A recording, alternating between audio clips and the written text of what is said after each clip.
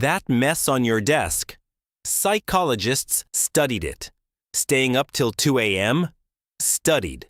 Talking to yourself? Studied. Getting distracted, being lazy, doubting yourself? Studied, studied, studied. And all of it keeps showing up in the same place. The sharpest, most creative brains they tested. Your whole life, people pointed at these things and called them flaws. And you've probably spent years feeling guilty about every one of them.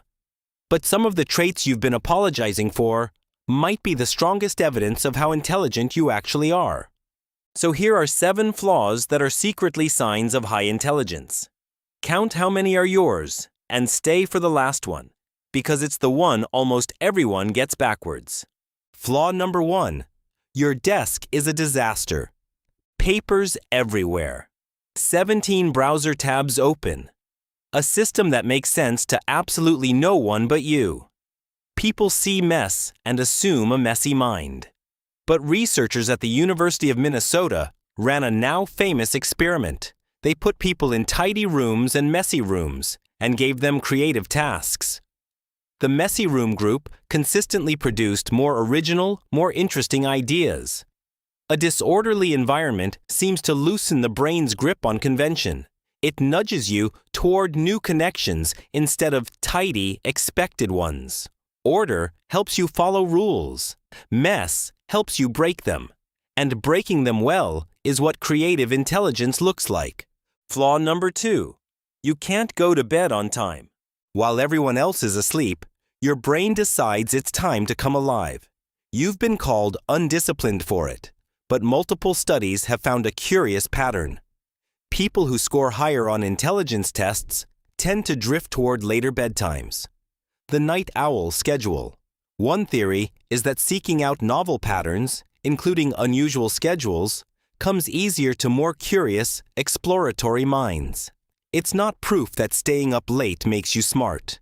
But that midnight surge of ideas you get, it shows up disproportionately in sharp brains. Flaw number 3. You talk to yourself. Out loud. In the kitchen.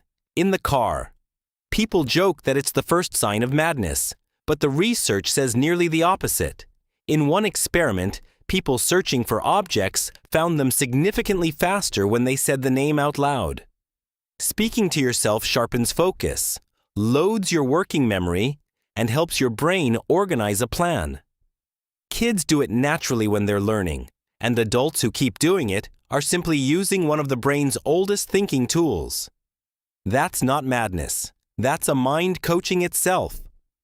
Flaw number 4. You get distracted by everything. The conversation across the room. The bird outside the window. The random idea that hijacks your task. It feels like a weakness, and some days it genuinely is. But psychologists studying creative achievers found many of them share something called leaky attention. Their brain's filter lets in more of the world than it's supposed to. That leak is exhausting, and it's also where unexpected connections come from. The person who notices everything is the person who connects things nobody else linked. Some of history's most creative minds were famously, hopelessly distractible. The leak is the price. The connections are the payoff. Flaw number 5. You're lazy, but only about certain things. Here's a strange one. A study on people high in what psychologists call need for cognition.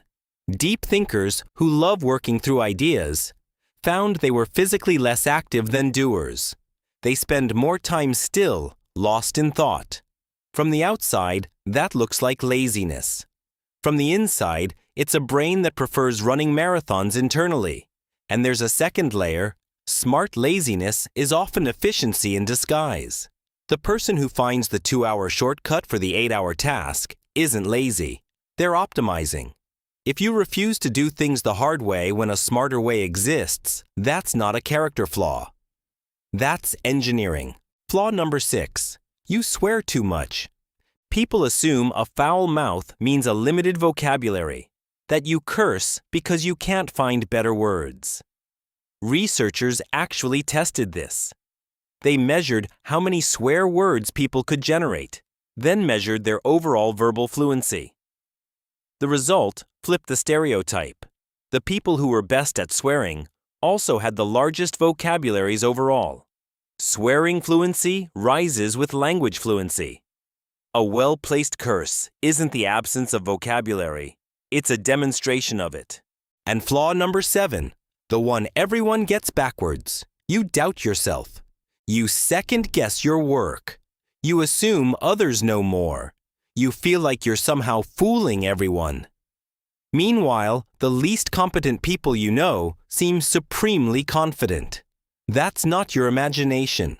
It's one of the most replicated findings in psychology.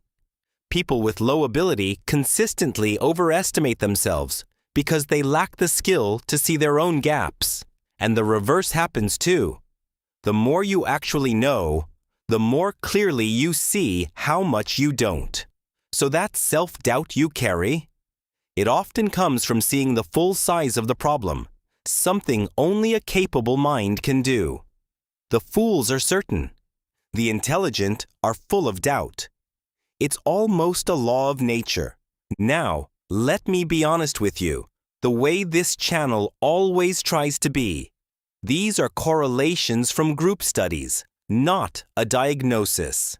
A messy desk doesn't make you Einstein, and having all 7 doesn't hand you a Mensa card.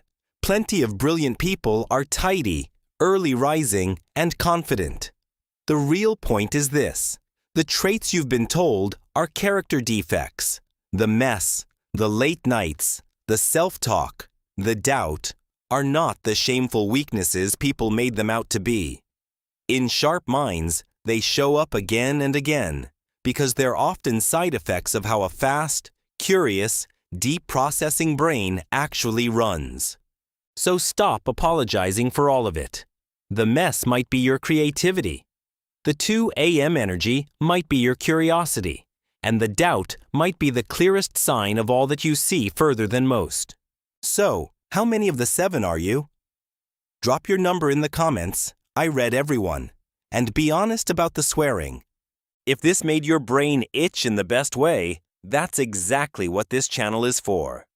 Subscribe and stick around, because there is nothing stranger and nothing more worth understanding than the mind you live inside every single day.